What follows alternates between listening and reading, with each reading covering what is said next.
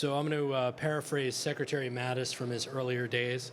I come in peace. I didn't bring PowerPoint, but I'm begging you with tears in my eyes, if you don't ask questions, I will bore you all to death. You don't want to hear me talk for an hour straight about a document that takes 10 minutes to read on your own. So I'm going to go through the cyber strategy, and then we'll play a fun game I like to call Ask Me Anything, which is usually a hit in conferences like this, and it's my way of trying to get fired. So the Department of the Navy cyber strategy came out last year. It's a blueprint that ensures that we remain agile, resilient, and ready in the face of evolving cyber threats. As our digital landscape continues to expand, our naval forces have to adapt, securing both operations and the systems we rely on. The Navy's ability to maintain maritime superiority now rests heavily on achieving cyber superiority. I think one of the most important statements in the cyber strategy is often overlooked in the introduction, and is the use of non-kinetic effects and defenses against those effects prior to and during traditional kinetic exchanges will likely be the deciding factor in who prevails. The side that most effectively sequences and synchronizes non-kinetic effects will have a decisive advantage. We must ensure our capabilities to project power and defend in cyberspace share top priority to ensure the success of the traditional power projection capabilities of our naval forces. Okay, a lot of words there. So let's take both sides of it. There are people who say cyber's not really a thing. At the end of the day, it's warheads on foreheads. Nothing is going to replace a Marine and his or her rifle. And at the end of the day, the fight is still kinetic. And cyber's not really a thing. On the other hand, you have cyber's going to be game-changing. People are going to switch off weapon systems, and the fight's going to be over before it starts. Let's assume that both of these people are half right and half wrong. The reality, most likely, is that the non-kinetic effects won't be the winning factor in and of themselves, nor will they be that game-changing in terms of we'll still need submarines, we'll still need missiles, we'll still need bullets, we'll still need planes, but our ability to decide, to take action, must get faster and faster. And our ability to interrupt the enemy's decision cycle and make them slower, and their ability to interrupt our decision cycle and make us slower, could potentially be the difference between life and death when you're talking about missiles that are now moving at hypersonic speeds. The fight is much faster. Without a cyber enablement on the fight, we will be less effective. Anybody who can slow down the decision cycle of the other is much more likely to win the kinetic fight. So the non-kinetic fight isn't going to win in and of itself, but it will shape the kinetic fight of the future. The strategy itself outlines 7 lines of effort, each one critical to building a robust cyber force capable of defending against our sophisticated adversaries and staying ahead of future challenges. LOE 1 is enhance our cyber workforce. It's our first line of effort because our number one asset is always going to be our people. Our heroes are more important than our hardware. There's a reason that regardless of the hardware we give the special operations community, it's still the training of a Navy SEAL, it's still the training of an Army Ranger, it's still that individual employing that capability that makes all the difference. So our first line of effort is enhancing our cyber workforce, investing in recruiting, developing, and retaining the personnel that we need with the skills needed to thrive in today's digital environment. This includes more advanced training programs, certifications, ensuring that our sailors, Marines, civilians, and contractors are prepared to meet the complex demands of modern-day cyber operations and, equally important, modern-day defensive cyber. And by prioritizing professional development and retention, we'll keep our workforce on the cutting edge and hopefully faster than our adversaries. LOA 2 is conducting and facilitating cyber operations. We need to excel in both offensive and defensive. Cyber threats are becoming more sophisticated, and we need to be proactive in identifying and neutralizing adversaries upon initial entry before they have the ability to strike. This requires us to integrate cyber operations across all domains, land, sea, air, space, and of course, cyberspace, and ensure seamless coordination with allies, interagency partners, and the private sector. Our ability to respond decisively in cyberspace is essential to safeguarding our interests.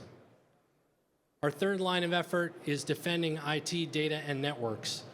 Protecting our networks and the data on them is the bedrock of our cyber defensive strategy.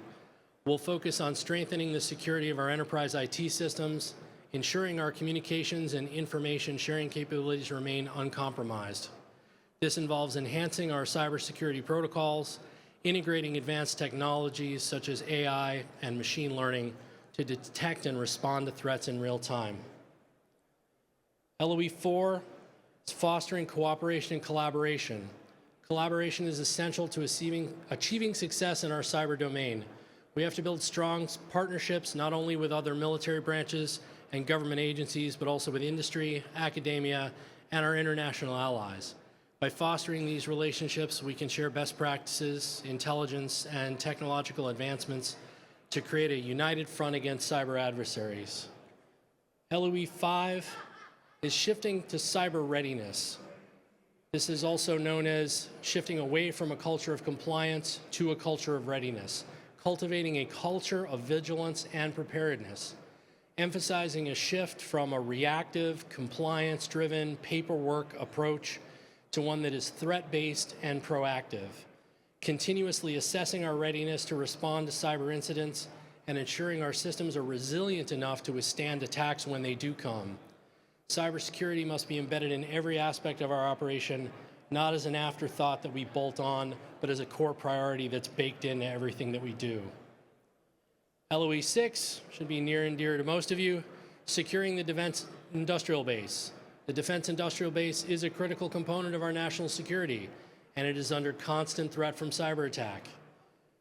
We have to make all you industry folks partners to protect the supply chains and the critical technologies from exploitation. This includes implementing stringent cybersecurity standards across the DIB and encouraging innovation to stay ahead of professional vulnerabilities. A secure industrial base ensures that we can continue to develop the weapons and platforms necessary for naval superiority. Can't emphasize this point enough. The U.S. government, perhaps contrary to popular opinion, respects your rights to your intellectual property. We do not steal your IP. Our adversaries don't share our opinion on that, and they're going to come after you with everything they have, which means that when you provide a system, whether it's hardware or software or something fully integrated to the DoD, and we don't have access to that intellectual property, it's entirely possible, if you don't defend your stuff well enough, that our adversaries will know more about the workings of the systems that we're using than we do. That the sailors who are operating these systems at sea will have an inferior knowledge to Chinese intelligence services who are actively attacking your networks and trying to steal your IP. So if you take nothing else away from this talk, please protect your stuff to the absolute best of your ability, because we can't completely defend outside of our boundaries unless you allow us to. And our adversaries will come at you like valid military targets to cripple our ships at sea and our other weapons of war. LOE 7, securing critical infrastructure and weapon systems, ensuring the resilience of our critical infrastructure, cyber threats that target things like water and gas pipelines, power grids, could have devastating effects for the consequences, excuse me, for national security. This line of effort specifically focuses on hardening infrastructure and ensuring continuity of operations, even in the face of massive cyber attacks. By integrating cybersecurity into life cycles of weapon systems and infrastructure projects, we'll safeguard the tools that underpin our warfighting capabilities. So the cyber strategy overall is intended to be a comprehensive roadmap for achieving cyber superiority. As threats continue to evolve, we have to adapt, collaborate, and be proactive in securing our cyber domain. And these 7 lines of effort hopefully ensure that the Navy and Marine Corps remain the world's premier maritime force capable of defending our nation in the digital age. So from strategy comes policy, from policy comes day-to-day operations. What does all this mean in terms of our day-to-day priorities? What are our secretary's priorities based on that overarching strategy? So for those of you that are familiar with the Office of the Principal Cyber Advisor, our 3-word motto is secure, survive, strike, which everybody seems to love except the Marine Corps, who wanted it to be secure, survive, strike, restrike, restrike, restrike, and so on. Our overarching objective is to enable maritime dominance through cyberspace. And how that plays out for us is in 3 pillars. Our secure pillar, which is defending our critical infrastructure. Our survive pillar, which is the ability to survive the first hit. No matter how much we secure our systems, we always have to assume that we're going to take the first punch. And we have to be able to recover from that and fight, hurt, or get back into the fight as fast as possible. So that's our survive pillar. And then strike is to deliver cyber effects with the most ready, capable cyber force on the planet. And hopefully, having such a ready cyber force will deter our adversary from crossing certain red lines within cyberspace and prevent us from having to strike and restrike and restrike, as the Marines say. So that took me longer to say than it would take to read the actual cyber strategy, so this is the part where we go to questions. Sir.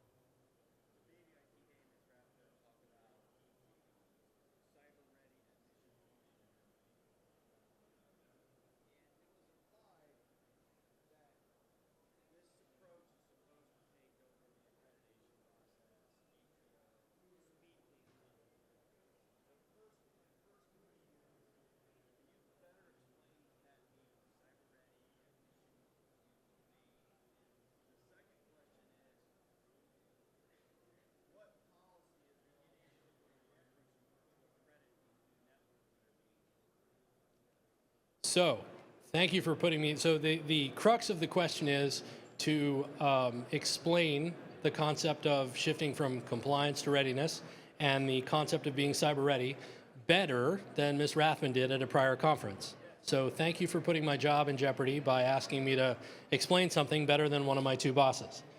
So I'm not going to try to outdo her. I will try to maybe rephrase it a little bit for effect. So right now, we are stuck in a paperwork drill. The ATO is an inherently flawed concept in that it is a snapshot in time. Or much like a radar picture, it is a snapshot of snapshots in time, right? You have these 20 pages that were done on this day and these 20 pages that were done on this day. So the validity of that ATO being a 3-year window is laughable, right? Because chances are there are things in the ATO when it's signed that are already not true, just on how fast things evolve. So the idea of moving away from, I don't want to say we're moving away from the ATO process, because you'll still need an authority to operate. It's a mindset shift in how we do the ATO. So the ATO is based more on continuous monitoring, or CONMON as you hear, than the massive paperwork drill that leads up to that, formerly step 6 of CONMON. We just kind of go straight to the CONMON with real-time assessment, real-time censoring and monitoring, real-time risk mitigation, as opposed to, hey, if I do this thing to fix this risk, I'm going to invalidate my ATO because I've changed something fundamental. Well, maybe that's kind of what we want. You know, which would you rather have? A proper ATO where everything's properly documented and not secure, or something that is secure, maybe accepting a little risk in that compliance process, as opposed to not accepting risk in compliance and accepting risk in the real world. We will operate in the real world and accept risk on the paperwork. Does that make sense?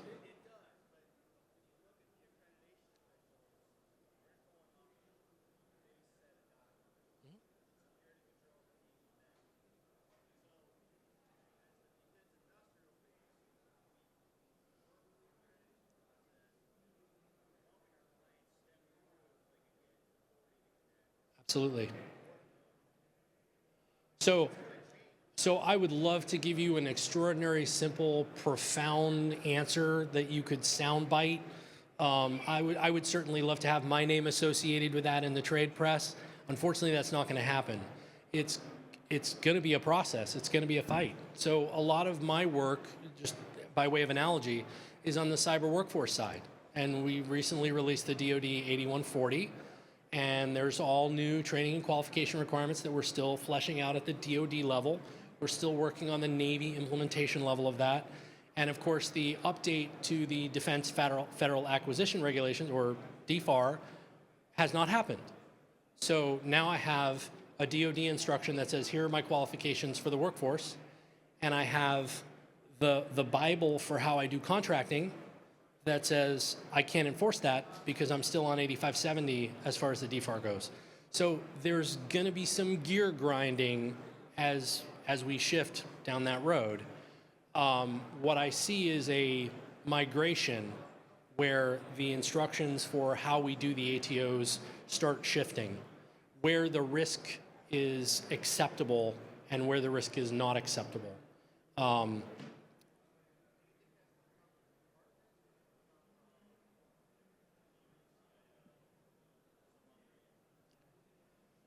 So I think it's going to be a mix. So there's, again, on the workforce stuff that is my sort of primary portfolio, I have to operate within DoD's guidelines, but I sit on the board which creates the DoD guidelines. So similarly, I think that as the individual military departments move down these similar journeys, those practices will roll up to the DoD level. So there will be some level of mandating from DoD down. There will be some level of demand from the services up for best practices.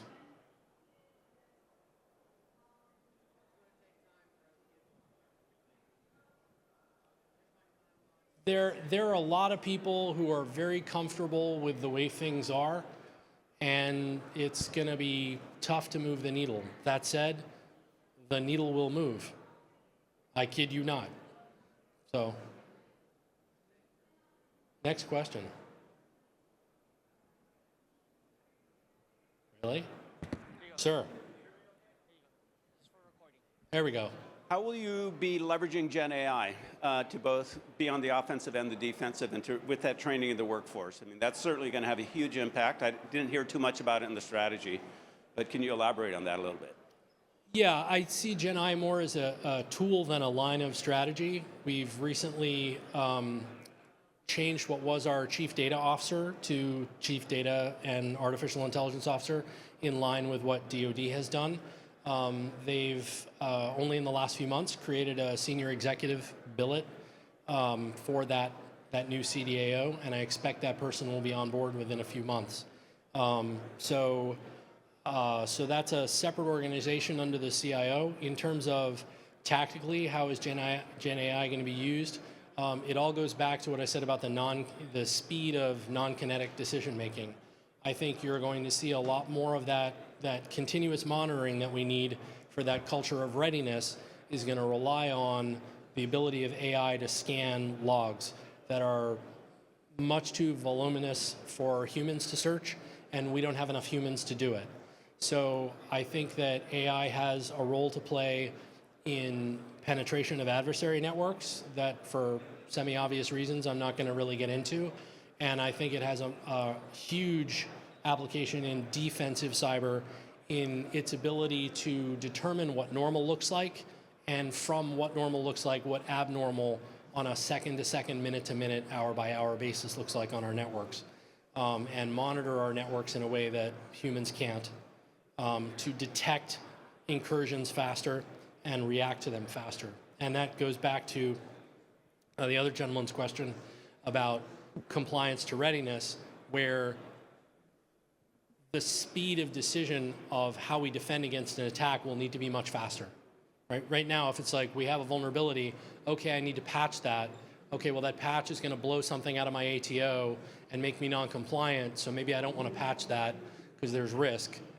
Now, we've had things like Gen AI that can calculate those risks and determine is that vulnerability being exploited? What do we need to do to shut it off and react more quickly?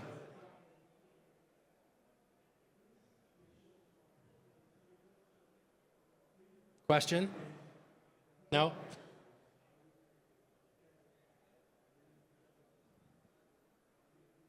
Sir?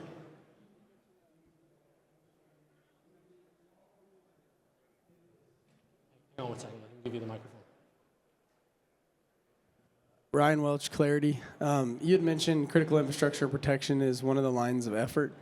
Can you elaborate more on what you guys are doing around protecting critical infrastructure and which systems maybe you guys are focused on as a priority?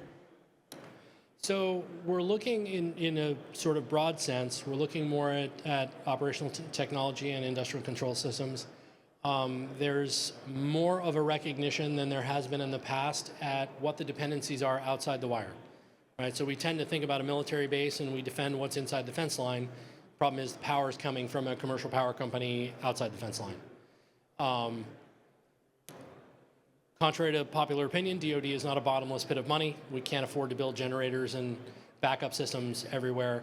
So there's more of a push beyond the fence line to look at commercial power, commercial water, and how can we partner with those entities to make sure that maybe even though they're outside our physical boundary, maybe we help them in terms of being inside our cyber boundary. And then more planning in terms of what happens if we're denied access to those outside services. And then internal to the Navy, we look a lot more at non-traditional IT, programmable logic controllers, things that you find in abundance. It's a bigger problem probably for the Navy than the other services because ships are floating cities and they have their own power and their own water and these vulnerabilities that you see in the private sector, they're very similar systems. And much like, when was the last time you updated the firmware on your home thermostat? Do you even need to? Could you, if somebody hacked your, I got to be careful not to mention vendor names. So if somebody hacked one of your home automation devices, like how would you even know? How would you check? How often does it upgrade? So we're putting a lot more emphasis on hull mechanical and engineering systems, internal to ships and also external to things that our shore facilities depend on. And then in the buildings themselves, we're taking a look at power grids within our facilities. Does that answer your question? Sir. So in the strategy, what is this? Can you hear me now? In the strategy, what is the strategy for quantum safe algorithms? So quantum isn't specifically addressed in the strategy because it's not quite there yet.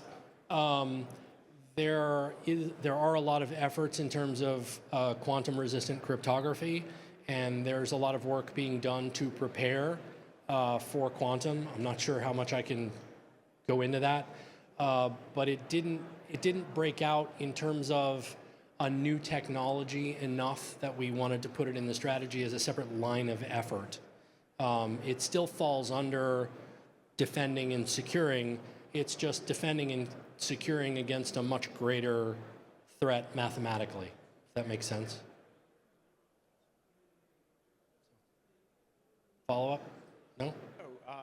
My only follow-up question is that it was enacted into law in 2023, and the compliance piece of that right now is preparedness. So I'm assuming right now that the current algorithms, the vulnerable algorithms, are being collected, discovered, understood. What is the impact? You're talking about PLCs, and then you talk about where you're looking at real-time operating systems in aircraft, for example, and you're looking at offloading some of that compute to field programmable logic arrays, like GPS calculations, for example. secure encryption using quantum key distribution, you know, the communication between point to point, for example, or point to satellite, open, or all of those complicated environments and complex environments all use encryption. So there has to be an understanding of what that is, what the impact is. Is that something that's been understood? Is understood, or is in the process of being discovered? So I think it's always ongoing. I mean, always ongoing. The same way an ATO is a snapshot in time, the encryption that we're using for the aggregate of systems, there are always new systems coming online. There are always systems being taken out of service. We constantly have new versions rolling out. And I'm not sure how much I can get into the specifics. But quantum is discussed quite thoroughly. Yeah, I'm not sure how specifically I can address that in a public setting. I apologize. Understood.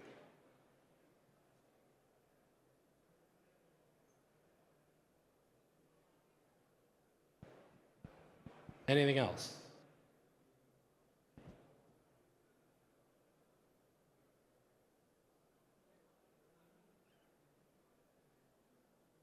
No? Nothing from GovCIO? The people that always have questions? All right, guys. Thank you very much. I'm still willing to answer questions if anybody has them. If you're shy and you don't want to ask them publicly, I'll stick around for the remainder of the time. Thank you so much for coming. Enjoy your conference, and I hope you found this helpful.